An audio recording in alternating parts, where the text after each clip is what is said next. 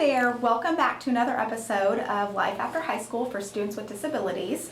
I'm Catherine Koslick with Hardin County Schools, and we are so excited today to talk to Carolyn Wheeler. Carolyn is a project director at the Human Development Institute at the University of Kentucky. Carolyn has a wealth of experience, over 35 years of experience. I'm only 22. I started when I was 10, but anyway. Working in this field, and actually personally you have served as power of attorney and the financial planner for an individual with an intellectual disability, helping her plan for the future and organize her finances. So you have a lot of personal experience with this as well. So that's wonderful. Carolyn, my first question is waivers. I get questions about waivers all the time from families and parents. Where do people start to research waivers, find out about different waiver programs, and learn how to apply and potentially qualify for those programs? Well, that is a really, really important issue for people, Katie. And so my recommendation is that really the thing that you want to look at first is probably to contact your local community mental health center. And for those of you in the Hardin County area, that would be CommuniCare. So I've pulled up the website for CommuniCare.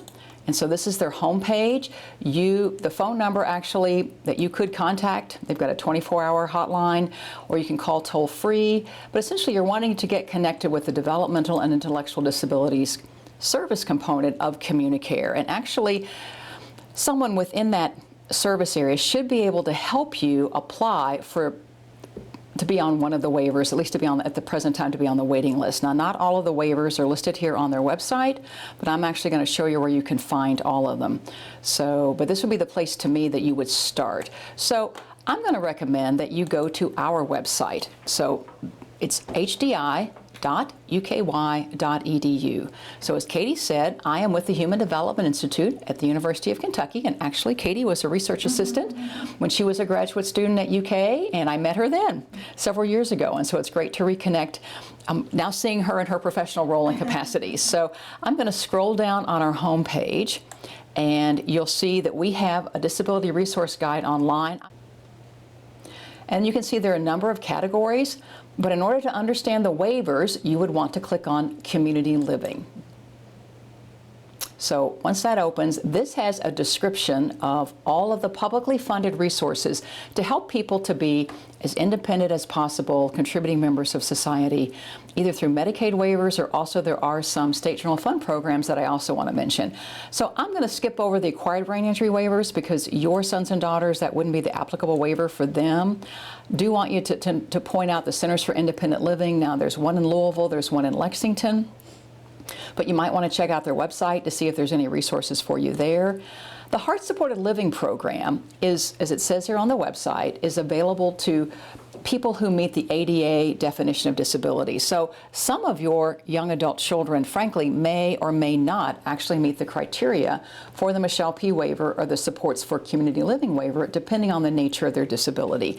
And so you might want to consider the Heart-Supported Living Program. Now, you do not have to be Medicaid eligible for this program. There are some financial requirements, but they're a lot higher than it would be for a person to qualify for Medicaid. And so you essentially apply for Heart-Supported Living, and actually the application is April 1st. So either you're really early or maybe you're too late in order to apply for the Heart-Supported Living program for this year. So I'm going to click on the link. And here's a complete description of what it is, what the purpose of it is. So again, essentially it's a grant program. So it provides a broad category of highly flexible individualized services that, when combined with natural unpaid or other eligible paid supports, provide the necessary assistance to do the following. And you can read what's here on the screen, but essentially it's really about trying to help people to be as independent and as integrated as possible into the larger community.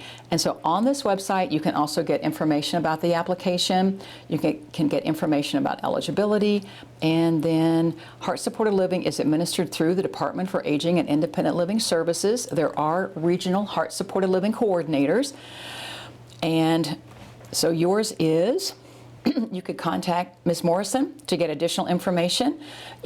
You do need to know that there are very limited funds. I don't want to mislead you and just say, oh, just fill out an application and you'll automatically get it. That's not the case.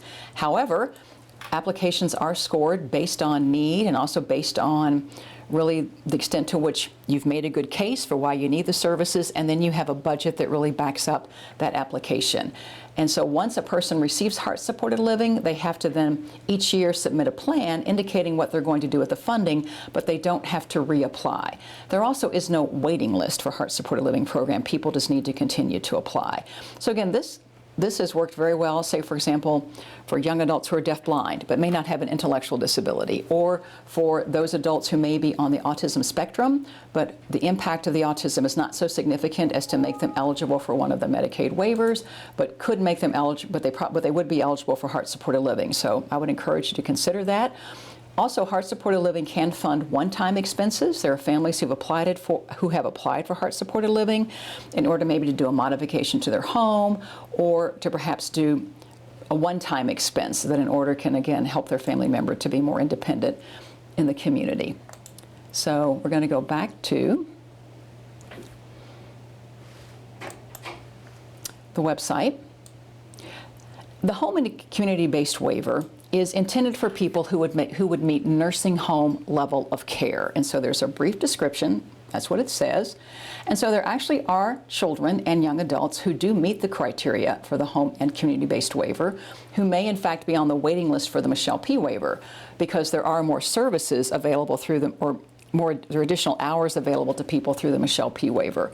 So again, if you click on the link from our website, it will take you to the Cabinet for Health and Family Services. The home and community-based waiver is managed through the Department for Medicaid Services. And so this gives you a description of what the services are. And so there are families who do have this waiver who may then be able to take advantage especially of respite care, so non-specialized and specialized respite care. They may also get attendant care to help with bathing and other kinds of physical activities in the home. They may have been able to use some of the funding to help with environmental and minor home adaptations. There is currently no waiting list for the home and community-based waiver. So this would give you information, again, on how to apply. Now, and why I took you to the CommuniCare website first, all applications for all of the waivers, not the heart-supported living program, but the waivers, the home and community-based waiver, the Michelle P waiver, and the supports for community living waiver is through the Benefied Self-Service Portal. And someone at CommuniCare should be able to help you apply on Benefied to get on the waiting list.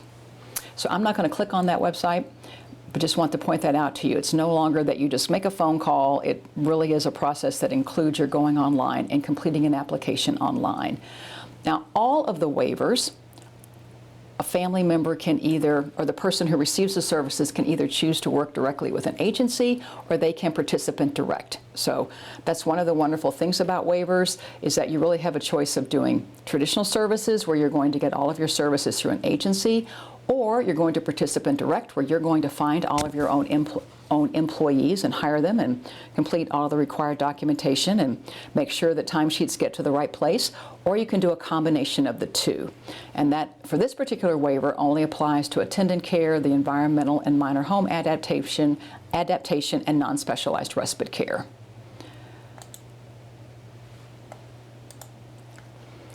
So I'm going to skip over the home care program because that's for older people and housing. So we're going to keep going down here to Michelle P waiver. Now I'm going to assume that many of you listening to this recording are familiar with the Michelle P waiver. And so what you may or may not know, and actually, Katie, what you may or may not know, is that the Michelle P waiver came about because of a lawsuit. Okay, I did not know that. I just hear well, like, where is the name? Why is it called Michelle P? Okay. Where does that come from? So back in about 2002, maybe 2003, Jim Desenroth, who is Michelle Phillips's grandfather, actually approached Kentucky Protection and Advocacy, and there were several other people who became what are called plaintiffs in a lawsuit. So that Protection and Advocacy sued the Cabinet for Health and Family Services about the waiting list. So there are just long waiting lists for the supports for community living waiver. There hadn't been a very large expansion of funding. So you just have lots of people in need. And so I think it was 2006 when Governor Fletcher was governor of Kentucky. He and then Mark Birdwhistle, who was the secretary for the Cabinet for Health and Family Resources, reached a settlement with Protection and Advocacy to create another waiver. Essentially, it's called SCL Light. Because it's similar to the supports for community living waiver, but it doesn't have residential services. So the agreement or the settlement agreement is that there would be enough funding to bring down federal funds to serve 10,500 people at approximately 40 hours a week of service, with a budget of somewhere for between 40,000 to 63,000. So that's still quite a bit of money. Yes. And one of the things I want everyone to understand, especially if you're not involved in advocacy, is that the only way these waivers grow is if the current governor and the current General Assembly allocate more funding. Okay, interesting. I guess I thought money was put into that program every year. No, we wish. But as we all know, there are lots of things competing for limited tax dollars, right? So right now, stay tuned for the federal level, but right now the way all waivers work, home and community-based waivers work everywhere in the country, is there's a state-federal match. Okay. So essentially, states send money to Washington, Washington sends back typically more. Okay. So in Kentucky, that's very much the case. For every dollar that's billed for a Medicaid waiver service, or for services and institutions for that matter, nursing homes or intermediate care facilities for people with intellectual disabilities, Kentucky sends 30 cents, federal government sends 70. Okay. So that's pretty good return on the dollar, right? Okay. So if we don't send our 30, we don't get any more money. So this settlement was huge. The settlement was there was a great deal of essentially Kentucky taxpayer dollars that were invested to create the Michelle P Waiver.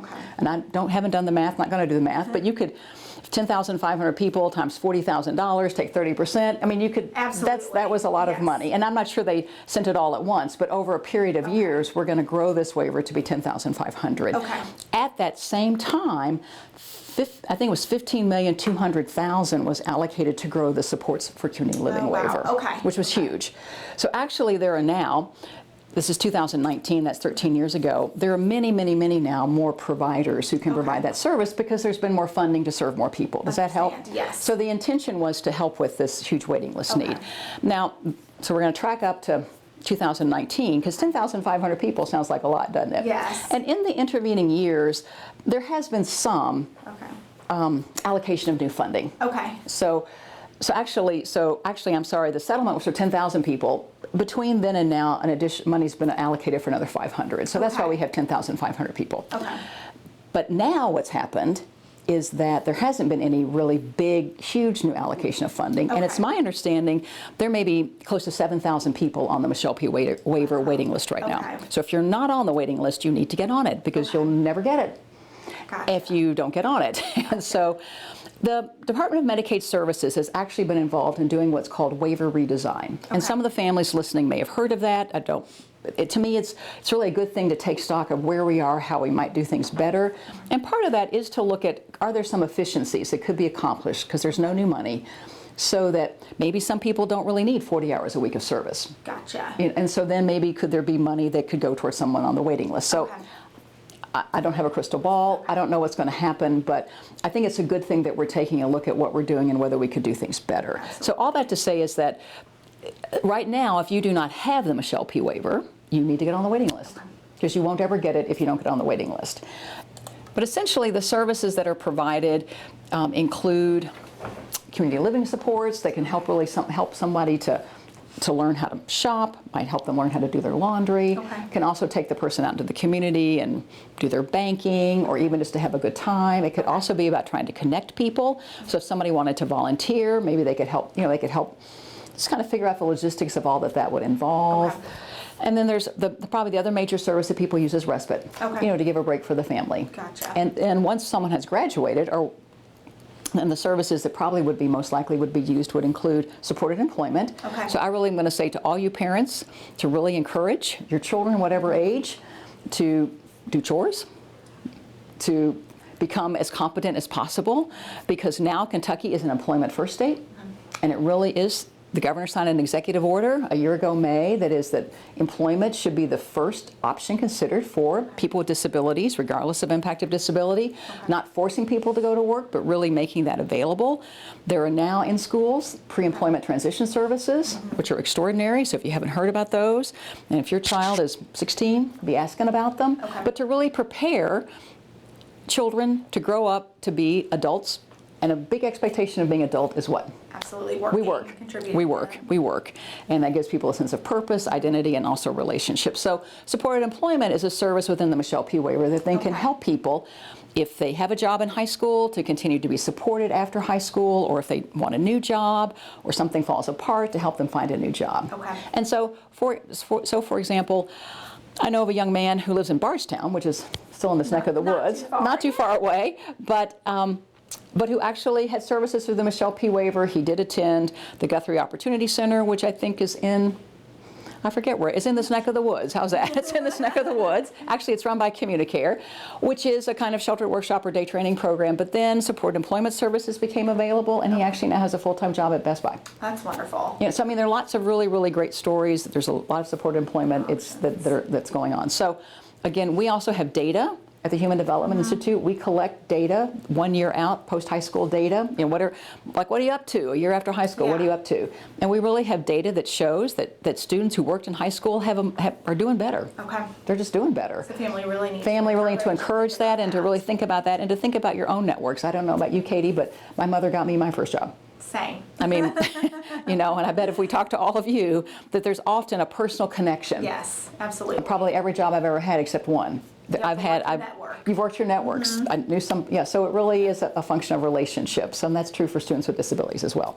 And then the other big the service that a lot of people do use is something called day training, but again, with the Employment First initiative, with these pre-employment transition services, there really is just such opportunity now for students to really explore a career path. Absolutely. And it doesn't mean they're going to work full-time, 40 hours a week, but ideally could at least work part-time. Yeah. And then maybe could look at other volunteer opportunities. Last night we actually sponsored a webinar that included 3 young adults, all of whom had disabilities, all of whom had IEPs. I don't know if you knew Megan McCormick when you were at the Human Development Institute. Yeah. But Megan has Down syndrome. Actually, yesterday was International World Day for Down syndrome. So in any event, but Megan's an extraordinary young woman, highly disciplined, but Megan graduated and then actually went to BCTC and got her associate's degree. She is now a paraeducator at Mill Creek Elementary School. That's wonderful. And she has Michelle P. Waiver, and that's helped her, support her to do these things. Okay. And she's actually, and again, she's the most disciplined person I think I've ever met.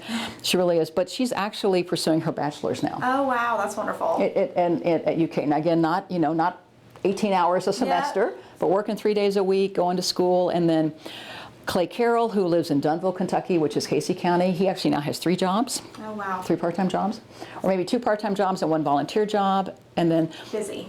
So busy. Yes. But I mean, and again, Clayton has the Michelle P. Waiver. That's really helped him to be as independent as possible. So it is really helpful. So if you're not on the waiting list, get on the waiting list, but also don't assume that when your son or daughter graduates, you're going to have it. Now, I would say that the way for there to be expansion of the Michelle P. Waiver is, again, the governor and the General Assembly have to allocate more funding. Okay. So contact your state representative and your state senator and let them know how important this would be to you. So, and again, like the home and community-based waiver, it can also be participant-directed. So participant-directed is also part of supports for community living waiver, and this looks kind of unusual, what we have on our website. So what I'd like to do, I'm going to take you to the Supports for Community Living Waiver website through, again, the Cabinet for Health and Family Resources, the Department for Behavioral Health, Developmental, and Intellectual Disabilities. And so this will give you right here what all of the services are. Oh, wow. So yes, but the main difference is, because actually Michelle P. Waiver has behavior supports. Okay. So the big difference between these services is really this residential support services. Okay. So the Supports for Community Living Waiver really does provide services to people who require, quote, support 24 hours a day, 7 days a week, 365 days a year. Okay. So there is it's a heterogeneous grouping of people.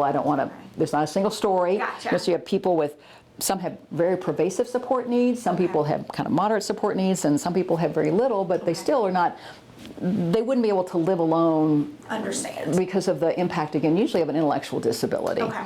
So the Michelle P. Waiver, the Supports for Community Living Waiver, again, just like the Michelle P. Waiver, requires that one get on a waiting list. And so this will describe that again. Again, there's that website, Benefind.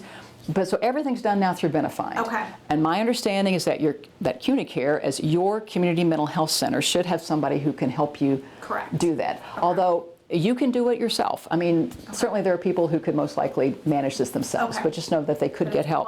If you want help, you should be able to get that through CommuniCare. Now, at the present time, there are approximately, actually I know, we have the ability to serve 4,941 people. Okay. I have no idea why that exact number, but that's, again, that math. Somehow that 30-70 match. And at any given time, there may be some, I would say, openings, for lack of a better term. And that's really a function of the fact that, frankly, people die. Okay. So the SCL waiver has been, actually, its first ideation started in 1982. Okay. As a result of a lawsuit. Okay. There you go. That parents filed against the Cabinet for Health and Family Services that was probably called something different then. They wanted to rebuild an institution in far west Kentucky. Okay. And at that point in our history, we were really moving toward, and the country was moving much toward trying to figure out how do we help people live in the community. And so the ARC of Kentucky, which I would encourage you to join for $25, filed a lawsuit. Okay. And for whatever reason, the decision was made to rebuild the facility for 80 people, and 160 people needed a new place to live. Okay. So for the first time, Kentucky invested funds to help those people move. That was called New Neighbors. We then wrote a waiver, and over years, that waiver name changed to Supports for Community Living back in the late 90s. Okay. And actually, HDI had a role all along, and actually we had a major role in helping to create the Heart Support Living program. Okay. So even though a lot of what we do is kind of behind the scenes, we try to help impact systemic change in our work. So the SCL waiver is the gold card waiver, I say. It's the gold card waiver. And there are, I think, maybe 2,900 people on that waiting list. Now, of that 2,900, for example, my friend Linda, whom I'm her financial manager and I'm her power of attorney, she's on that SCL waiting list, but she does have Michelle P Waiver services. So of that 2,900 people, some of those folks, maybe a lot of them actually may have the Michelle P Waiver. Okay. So you could be on the Michelle P Waiver and be on a waiting list. Can you have two No. waivers at once? Nope. I knew you were going to ask that. You can be on one and be on a waiting list. Or I know of families that are on the home and community, have the home and community-based waiver. Okay. These are all actually home and community-based waivers, but one is called that. Okay. It makes it confusing here in Kentucky. And then they're on the waiting list for maybe the Michelle P. And maybe even the SCL waiver. Okay. But only one waiver at a time. Okay. So you can be on more than one waiting list. You could be on more than one waiting list. You might qualify for more than one waiver. You can try. Work with CommuniCare or whoever to figure out and potentially get on multiple waiting lists. You might be able to. Now, Benefind's going to decide that for you, but at least you'd be on one. Gotcha. But I think you could probably, how about try? Okay. Try. Okay, so again, these are amazing programs. They really help support people to live in the community. But however, what I would like to suggest to you though is that you're going to have to safeguard your child's eligibility, financial eligibility for Medicaid. So I want to talk just briefly about just one thing I would encourage you to do, because families don't know about this, and it's a really, really great opportunity. So your son or daughter, when they have the opportunity, so maybe you get that letter and says that you're eligible for the Michelle P Waiver, they're going to make sure that your child meets what's called level of care eligibility, and then they're also going to look at financial eligibility. So I want to encourage you to explore a stable account. So back in 2014, again as the result of tremendous advocacy for over 10 years of parents on a national level, the ABLE Act was passed. So that's Achieving a Better Life Experience. So it allows people with disabilities who want to maintain eligibility for means-tested government benefits, though, to be able to save. So you could open a stable account for your son or daughter right now, assuming that at some point they may be eligible for Medicaid. And as long as the disability occurred before the age of 26, you're eligible. Which would be true, I would assume, of the majority of folks that are listening to this recording. So Stable Kentucky is Kentucky's ABLE program. And so you go to this website, stablekentucky.com, and you would open an account. It takes $50 to open an account. So, however, it's $3.50 a month to have the account, so you clearly would want to be putting more money in.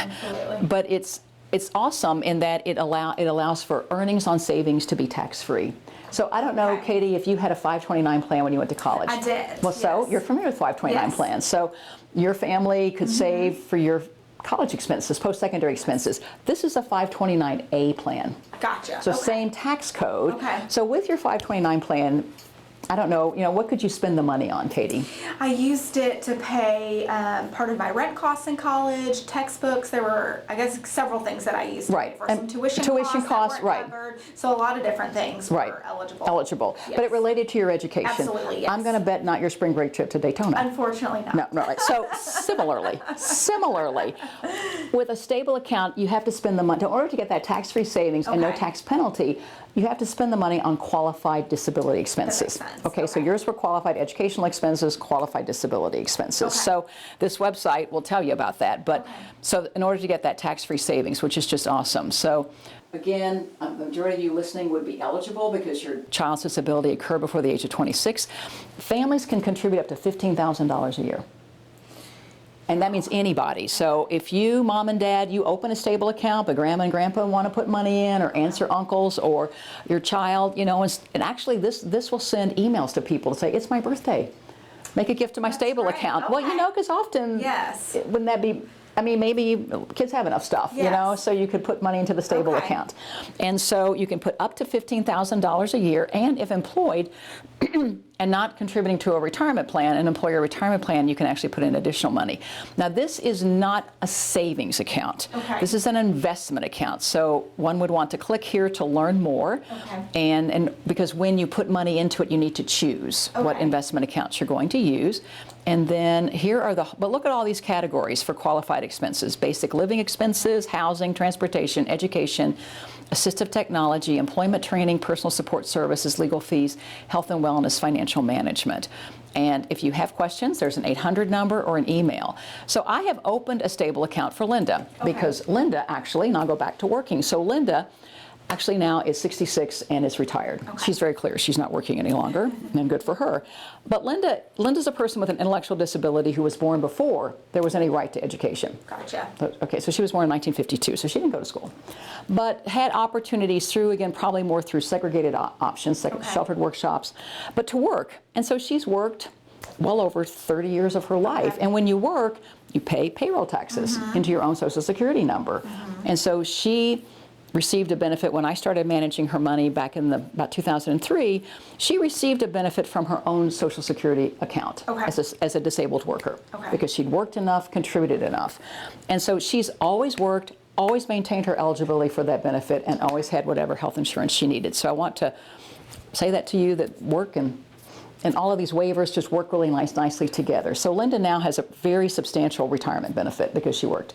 So actually, because she has the Michelle P Waiver, I have to be concerned about that $2,000 resource limit. So back to your children, if they get that wonderful letter saying that they're eligible for the Michelle P Waiver and they've got $15,000 in savings bonds, they're not going to qualify for Medicaid. That's more than $2,000. So put that money in a stable account. So if you had $15,000 in a stable accment, when you apply for Medicaid, it's excluded. Does that make sense? Yes. Okay. So you're able to access those programs. We're able to, but still, you really can have your money in Medicaid too. How's that? You can have your money in Medicaid too, but it has to be in a certain place. But I also think about those of you who may have very young children. Well, I don't know if you have families with young children would be listening, but families of young children, if they're able to start a savings program early on and think about it growing for 20 years tax-free. And that kind of brings me to, is there any age that you should really start looking at the waivers, or the sooner It's never too early. It's never too early. It can be too late. I mean, we know we have 10,700 caregivers over the age of 60 who have an adult with a developmental disability living with them. So in terms of that SCL waiver, you're competing. I mean, literally, Community Care is probably getting calls this week, literally. Mom has died. Where do I take my 42-year-old brother with Down syndrome? I mean, that's a very, very real issue in Kentucky. So even if you just have a young child, start looking, and then, but also be equipping that child to be as competent and capable and independent as possible. And then if you can, to save, because really, if one had the capacity to save $10,000, $15,000 a year, which I know probably many of you don't, but something.